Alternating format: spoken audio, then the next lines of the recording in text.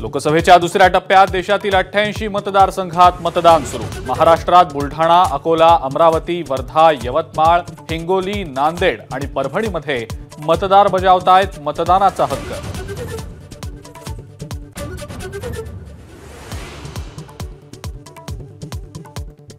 अशोक चव्हाणांनी नांदेडमध्ये केलं मतदान। पत्नी अमिता चव्हाण यांनीही बजावलं मतदानाचं कर्तव्य।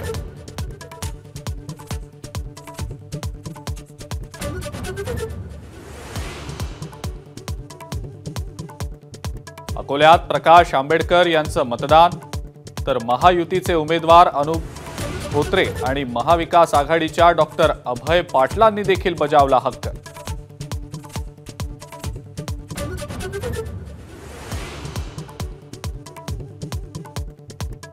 प्रहार संघटनेचे अध्यक्ष बच्चू कडू यांनी सपत्नीक केलं मतदान, तर रविकांत तुपकर यांनीही बजावला मतदानाचा हक्क।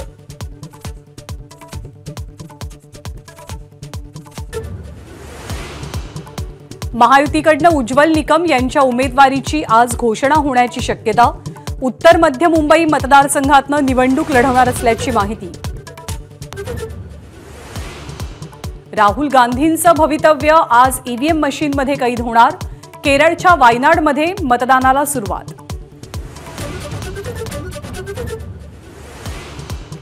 राजस्थानमधील 13 मतदारसंघांमध्ये मतदान सुरू।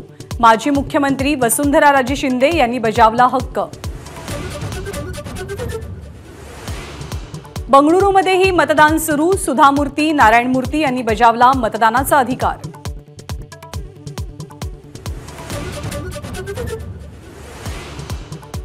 ईव्हीएम आणि व्हीव्हीपॅट प्रकरणात आज सुप्रीम कोर्ट निकाल देणार।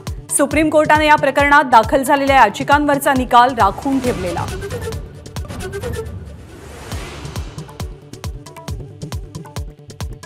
पक्षाचा आदेश म्हणून निवडणूक लढवतोय, मात्र ही आपली शेवटची निवडणूक, नारायण राणेंचं मोठं विधान।